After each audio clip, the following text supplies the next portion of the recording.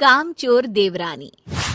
एक बार की बात है, सुषमा अपने पूरे परिवार के साथ खुशी खुशी मोहन नगर में रहती थी। उसकी 2 बहुएं थी, पल्लवी और शिवानी। एक दिन दोनों बहुएं रसोई में काम कर रही होती है कि तभी उनकी सास सुषमा उन्हें बुलाती है। अरे बहू, जरा इधर तो आना। शिवानी, जरा जाकर देखना सासू माँ क्या कह रही हैं। दीदी आप ही देख लो ना जाकर, आपको भी तो सुनाई दे रहा है। अरे मैं आटा गूंद रही हूँ ना, तुम चली जाओ। हाँ तो मैं भी तो सब्जी काट रही हूँ ना दीदी। अरे बहू जल्दी आओ। ओफो, ये तो जाएगी नहीं, मैं ही जाकर देखती हूँ कि क्या करना है। पल्लवी सुषमा के कमरे में जाती है। जी मम्मी जी, क्या हुआ? शाम को घर पर कुछ मेहमान आने वाले हैं, तो तुम अच्छा सा खाना बना लेना बहू। ठीक है मम्मी जी, आप बता दीजिए क्या क्या बनाना है और कितने लोग आ रहे हैं। सुनील की मौसी जी और उनका पूरा परिवार आ रहा है। कुल मिलाकर 3 लोग और हमें मिलाकर हुए 9 लोग। तो अभी से ही तैयारी करना शुरू कर दो। और हाँ, घर की सफाई भी कर देना, हाँ अच्छे से। जी मम्मी जी, सब काम हो जाएगा, आप चिंता मत कीजिए। पल्लवी शिवानी को घर में मेहमान आने वाले हैं इसके बारे में बताती है। क्या 9 लोगों का खाना बनाना होगा, घर की सफाई करनी है? बाप रे, सासू माँ ने तो हमें घर की नौकरानी ही समझ कर रखा है। ऐसा नहीं बोलते शिवानी, हम इस घर की बहू हैं और घर के काम करना हमारा फर्ज है। दीदी तो है ही सासू माँ की चमची, जब देखो सासू माँ सासू माँ। मैं तो इतना सारा काम नहीं करने वाली। शिवानी कपड़े लेकर गमला साफ कर रही होती है और चक्कर आने का नाटक करने लगती है। मेरा सर चकरा रहा है। तभी वहां पल्लवी और सासू माँ जाते हैं। अरे बहू, क्या हो गया तुम्हें? मम्मी जी, बहुत तेज सर में दर्द हो रहा है। तुम एक काम करो शिवानी, आराम कर लो। नहीं नहीं दीदी, घर में मेहमान आने वाले हैं, मुझे आपकी मदद करनी चाहिए। अरे कोई बात नहीं शिवानी, तुम आराम कर लो, मैं सब काम कर लूंगी। ठीक है दीदी, अगर आप इतना कह रही हैं तो आराम कर लेती हूँ। शिवानी आराम से अपने कमरे में मैगजीन पढ़ रही होती है। इसे कहते हैं आराम की जिंदगी। इतना सारा काम। चलो सारा काम खत्म हो गया, शिवानी को देख आती हूँ। शिवानी अपने कमरे में ईयरफोन में गाने सुनते सुनते सो जाती है और उसके साइड में मैगजीन भी रखी होती है। पल्लवी वहां आ जाती है और वो सब देखती है। ओहो, तो मतलब सब काम चोरी का बहाना था। अभी बताती हूँ इसको। घर का सारा काम मुझे करना पड़ा और ये महारानी यहाँ मैगजीन पढ़ रही है, गाने सुन रही है। पल्लवी रसोई से एक प्लेट और चम्मच लेकर आती है और शिवानी को थाली बजाकर उठाने लगती है। शिवानी अचानक से उठती है। उठ गई महारानी, गाने भी सुन लिए, मैगजीन भी पढ़ ली। तुम तो बहुत बड़ी झूठी निकली शिवानी। तुमने सर दर्द का बहाना बनाया ताकि काम करने से बच सको। हाँ बनाया बहाना, तो क्या करती, इतने सारे काम करती। मुझे कोई शौक नहीं है चापलूसी का। क्या चापलूसी? तुम्हें लगता है कि मैं सारे काम चापलूसी के लिए कर रही हूँ? नहीं तो क्या। तभी वहां सासू माँ आ जाती हैं। अरे बहू, वो लोग बस आने ही वाले हैं, तुम तैयारियां कर लो। जी सासू माँ, तुझे तो मैं बाद में देखती हूँ। सब खाना खाने बैठते हैं और खाना शुरू करते हैं। तभी सुनील की मौसी बोलती है। वाह भाई वाह, खाना तो बहुत ही अच्छा बना है सुषमा जी, एक एक चीज में क्या स्वाद है। ये सुनकर शिवानी मुंह बना लेती है। उसे अपनी जेठानी की इतनी तारीफ रास नहीं आती। आपकी बहुएं तो बहुत ही अच्छा खाना बनाती हैं। हाँ बनाती तो दोनों ही अच्छा है, पर आज ना ये सारा खाना बड़ी बहू ने बनाया है। छोटी बहू की तबीयत ठीक नहीं थी, सो इसलिए। मानना पड़ेगा सुषमा जी, आपकी बड़ी बहू तो बहुत ही गुणवान है। पल्लवी की तारीफ सुनकर शिवानी को जलन होती है। पल्लवी ये सुनकर खुश हो जाती है और शिवानी की तरफ देखकर उसे चिढ़ाती है। कुछ देर बाद मेहमानों के जाने का वक्त हो जाता है। मौसी जी सबके लिए उपहार लाई होती है। वो सबको शगुन के पैसे देती हैं और अंत में पल्लवी के पास आती है। तुम्हारे लिए शगुन का लिफाफा तो है ही, पर बहू तुम्हें एक और उपहार भी मिलेगा इतना अच्छा खाना बनाने के लिए। मौसी अपने सोने के कंगन निकालकर पल्लवी को पहना देती है। ये लो, ये मेरे मनपसंद कंगन है, अब से ये तुम्हारे हुए। धन्यवाद मौसी जी। ये देखकर शिवानी तो पूरी तरह से जल जाती है और गुस्से से रसोई में चली जाती है। तभी वहां पल्लवी आ जाती है और उसे अपने कंगन दिखाने लगती है। देवरानी जी, अब आपका सर दर्द ठीक तो है ना? मुझे लगता है कि अब सर दर्द शुरू हो गया होगा आपका। कामचोर बहू। कांता बहन की 2 बहुएं थी, बड़ी कल्पना और छोटी प्रिया। कल्पना का जैसा नाम वैसा ही काम। सारा दिन कल्पनाओं में रहती, ना कोई काम करती ना कोई धाम।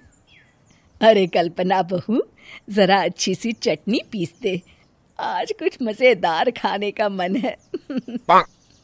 पेट में जलन हो जाएगी माँ जी बुढ़ापे में, और वैसे भी मेरा काम करने का वक्त शाम का है, अब प्रिया को ही बोल दो। इतना कहकर कल्पना वहां से चली जाती है। कांता कल्पना के ऐसे रवैये से काफी परेशान रहती हैं। मैं बना देती हूँ माँ चटनी। ऐसा बोलकर प्रिया माँ को चटनी बनाकर प्लेट में खाने को देती है कि तभी वहां कल्पना आ जाती है। अरे वाह चटनी, जरा चक्कर तो देखूं, बड़े दिन हो गए। अरे नहीं बहू, तू तो रहने ही दे चटनी खाना, पेट में जलन हो जाएगी।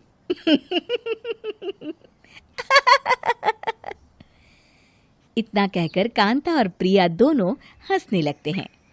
कल्पना सारा दिन या तो मोबाइल में यूट्यूब देखती या फिर सोती रहती। उसका कमरा भी बिखरा और गंदा रहता। एक दिन कल्पना का पति अशोक उससे कहता है, अरे कल्पना, जानवर भी उस जगह को साफ कर लेता है जहां वो बैठता है, तुम तो इंसान हो, कैसे इतने गंदे कमरे में रह लेती हो? देखो सारा सामान यहाँ वहां बिखरा पड़ा है। ज्यादा अपनी माँ का बोल ना बोलो। हाँ, कमरा तुम्हारा भी तो है, गंदा लग रहा है तो साफ कर लो। पता नहीं तुम्हारे साथ मैं कैसे जिंदगी बिताऊंगा। इतना कहकर अशोक वहां से चला जाता है। कल्पना बस खाना खाने कमरे से बाहर आती और फिर से कमरे में चली जाती। इससे कांता बहन काफी परेशान रहती। एक दिन प्रिया कांता से कहती है, माँ, मैं सारा दिन काम करके थक जाती हूँ, आप कल्पना दीदी से कहिए ना कि सुबह और शाम का काम बांट ले। मैं तो अब सिर्फ एक वक्त का ही काम करूँगी। हाँ। अरे तू वो भी ना करना, एक बहू तो कामचोर थी ही, दूसरी भी आ गई काम ना करने के बहाने लेकर। तभी वहां प्रिया का पति रमेश आ जाता है। माँ, मैं देख रहा हूँ भाभी कोई काम नहीं करती, प्रिया सारा दिन घर और रसोई का काम करती है, अब कुछ करो ना माँ। कांता मन में कुछ सोचती है और कल्पना के पास जाती है। कल्पना फोन पर मेकअप करना देख रही होती है। कल्पना, तुम सारा दिन बस मोबाइल देखती हो, घर का कोई काम भी कर लिया करो।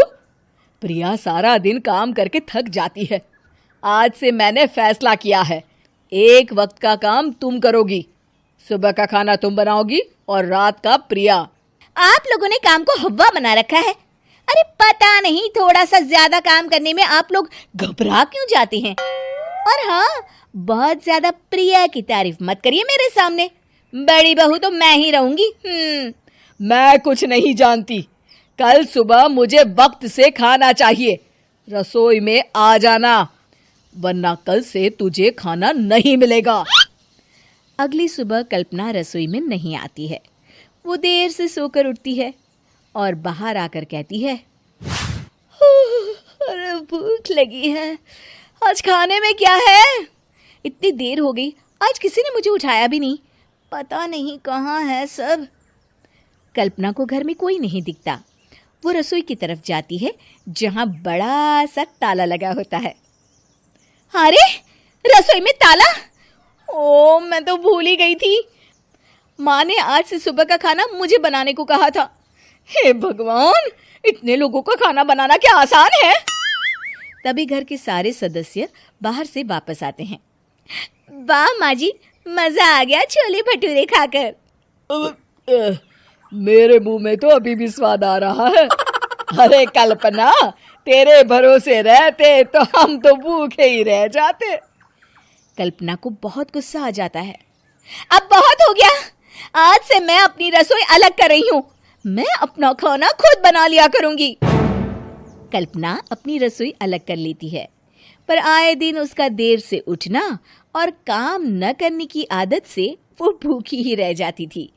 उसी के सामने घर के लोग अच्छे अच्छे पकवान खाते और कामचोर कल्पना को जैसे तैसे ही खाना बनाकर खाना पड़ता। पर एक दिन तो हद ही हो गई। माँ, दीदी आज सुबह से कमरे से बाहर नहीं निकली, हमें जाकर देखना चाहिए। सो रही होगी कामचोर कहीं की। पर तुम कहती हो तो चलो देख लेते हैं उसे। कल्पना कमरे में पेट पकड़कर बैठी होती है। हाय मेरा दर्द, पेट दर्द के मारे मर रही हूं मैं।